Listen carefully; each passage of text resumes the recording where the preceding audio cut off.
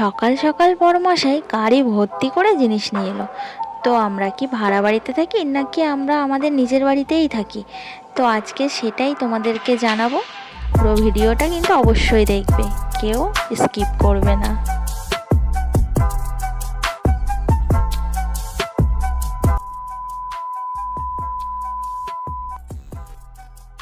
শুভ সকাল বন্ধুরা, কেমন আছো তোমরা সবাই? আশা করছি যে যেখানে আছো সবাই খুব ভালো আছো, সুস্থ আছো। আমিও তোমাদের ভালোবাসা আশীর্বাদে খুবই ভালো আছি।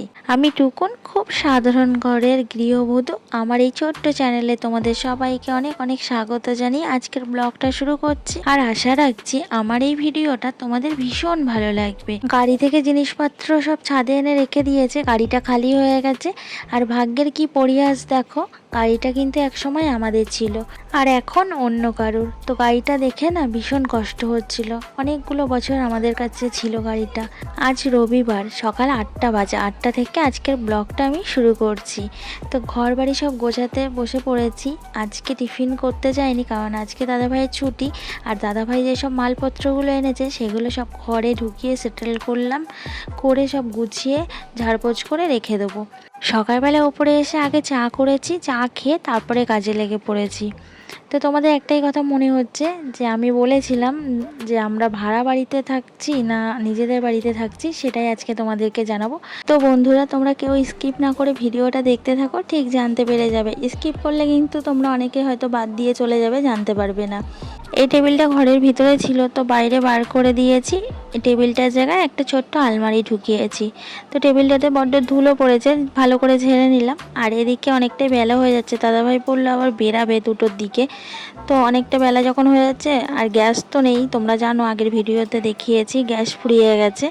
তার জন্য এই যে শাশুড়ি মায়ের গ্যাসে একটু চাল ডাল একসাথে করে বসিয়ে দিলাম। খিচুড়ি করে নেবো, আর কিচ্ছু করব না। অনেক কাজ পড়ে আছে আজকে, সব জিনিস এদিক ওদিক করা হয়েছে, তো মানে অনেক ঝাড়পোছ কাজ বাকি পড়ে আছে।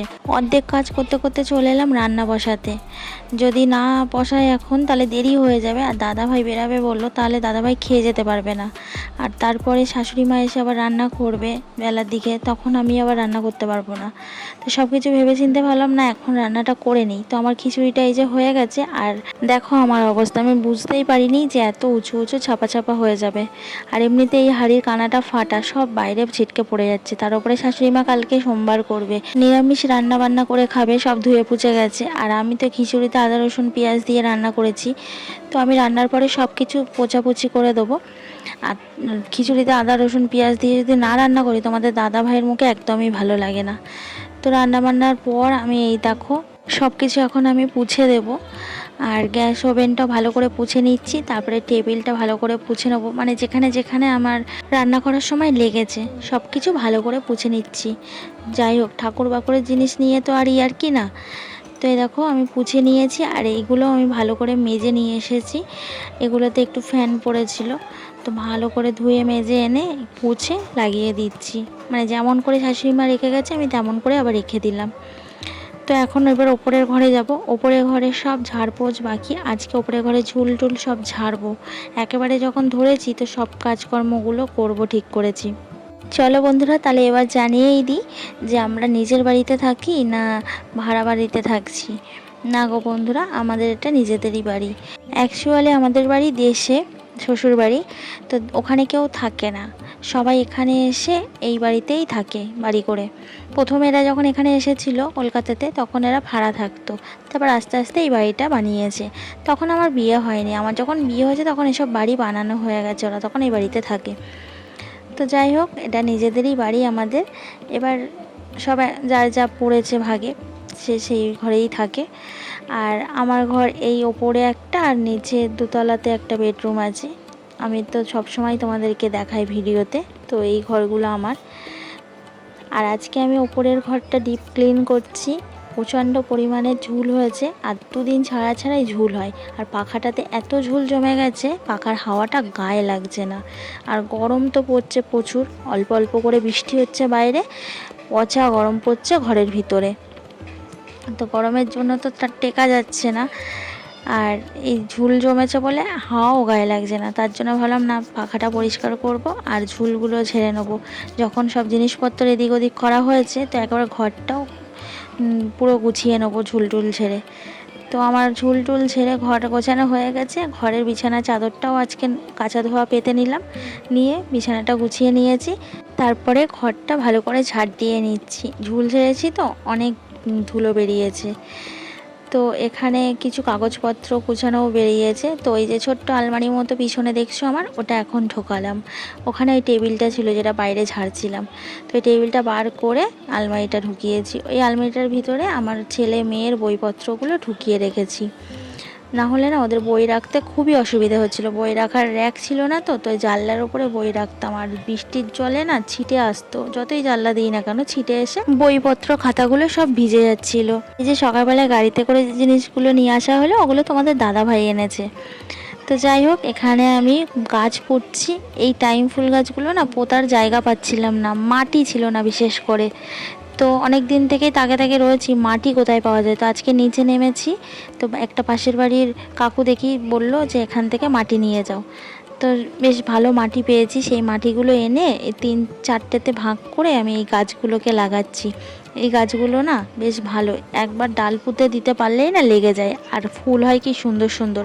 তো এখানে আমার 2 রকম কালারের টাইম ফুল গাছগুলো আছে, একটা পুরো একদম গোলাপি, আর একটা কালার হবে হালকা গোলাপি, সাদা সাদা মতো। তো গাছগুলোকে আমি সুন্দর করে পুঁতে নিচ্ছি। আমি এই গাছগুলো সব ঘরে জানলার উপরে রাখবো। যেখানটায় আমার মেয়ের বইপত্র থাকতো সেখানটা তো ফাঁকা হয়ে গেছে, ওখানটায় রাখবো। ভীষণ ভালো লাগে আমার ফুল গাছ পুঁততে। ছাদে আমাদের অনেক রকমের ফুল গাছ ছিল, আমি সব বাবার বাড়ির থেকে এনে এনে পুঁতেছিলাম। তো ছাদটা যেন বন জঙ্গল হয়ে যাচ্ছিল, তার জন্য সব নিচে নামিয়ে দেওয়া হয়েছে। তো এই দেখো গাছগুলো সব আমি এই জানলাটা এনে রেখেছি, আর কি সুন্দর লাগছে তাই না। আর আমার উপরের ঘরটাও গোছানো কমপ্লিট হয়ে গেছে। অন্য দিনের থেকে আজকে ঘরটা একটু বেশি সুন্দর লাগছে, যেন নতুন তত্ত্বের ছোঁয়া পেলো ঘরটায়। বেশ ভালোই লাগছে। আর ঘর গোছাতে না আমার ভীষণ ভালো লাগে, তোমাদের কি বলবো, শুধু উপায় নেই বলে আমি গোছাতে পারি না। মানে খুব ইচ্ছা যে সুন্দর সুন্দর ঘরের আসবাবপত্র দিয়ে আমি ঘরগুলোকে সাজাবো, আমার ভীষণ ভালো লাগে। কিন্তু সে উপায় তো নেই। আসবাবপত্রগুলো তো আর এমনি এমনি কেউ আমাকে দেবে না, আমার তো দাদু হয় না, সেগুলোকে কিনতে হবে। আর এখন যা দাম হয়েছে আসবাবপত্রের সব, বাবা, আমাদের মতো মধ্যবিত্ত ঘরে ইচ্ছা করলেই নেওয়া যায় না। একটু না হয় ধৈর্য ধরতে হবে, অপেক্ষা করব, একদিন ঠিক সুন্দর করে গুছিয়ে নিতে পারবো আমার সংসারটা। তারপরে চলে এলাম নিচের ঘরে। নিচের ঘরে এসে নিচের ঘরটা সুন্দর করে গুছিয়ে নিলাম। তারপরে ঘর দোয়ারগুলো সব ভালো করে পুছে নিলাম, ওপর নিচ, আর এই জানলাটাও সুন্দর করে পুছে নিলাম। গাছগুলোকে রেখেছি, এখন কবে গাছগুলো বড় হবে সেই চিন্তা। আর আমার ভীষণ আনন্দ হচ্ছে গাছগুলো পুঁতে। অবশেষে সংসারের সব কাজ কমপ্লিট হলো। এবার আমি স্নান করে চলে এলাম ঠাকুর ঘরে। ঠাকুর ঘরে এসে এখন আমি পুজো দেবো। তো এই ফুলগুলো কিন্তু সব আমার বাড়ির গাছের ফুল।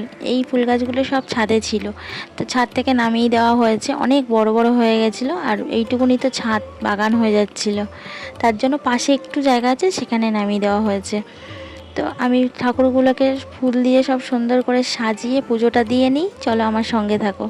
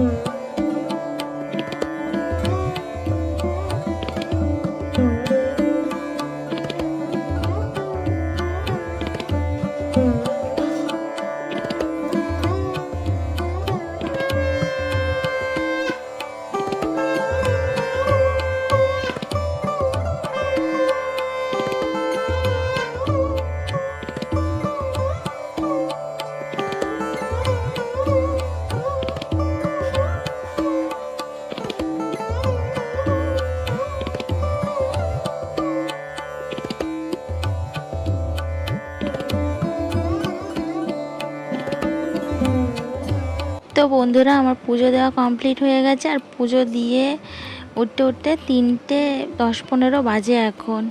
তো এবার খাওয়া দাওয়াটা কমপ্লিট করে নিই। আর ভীষণ জোরে খিদে পেয়েছে, সকাল থেকে 1 কাপ চা ছাড়া আর কিচ্ছু খাইনি, বিশ্বাস করবে না তোমরা হয়তো। কাজের চাপে না কিচ্ছু খেতে পারিনি, ওদেরকে একটু ছাতু করে দিয়েছি আর আমার কিছু খাওয়া হয়নি। এত কাজ, খাবো না কাজ করব। তো যাই হোক, খাওয়া দাওয়া সেরে উঠলাম আর এখান দিয়ে বেশ ভালো লাগছে। দেখো মেঘ মেঘ করেছে, 1-2 ফোঁটা করে বৃষ্টি পড়ছে আর ট্রেনটা যাচ্ছে, কি দারুণ লাগছে। তো ভীষণ জোরে ঘুম পেয়েছে, আজকে অনেক ভোরবেলায় উঠেছি। তো চলো বন্ধুরা, ভিডিওটা আমি এখানে শেষ করছি। ভালো লাগলে লাইক করো, কমেন্টস করে জানিও আমার ভিডিওগুলো তোমাদের কেমন লাগছে। যারা এখনও সাবস্ক্রাইব করোনি চ্যানেলটা ঝটপট সাবস্ক্রাইব করে দাও। সবাই সুস্থ থাকবে, ভালো থাকবে, টাটা।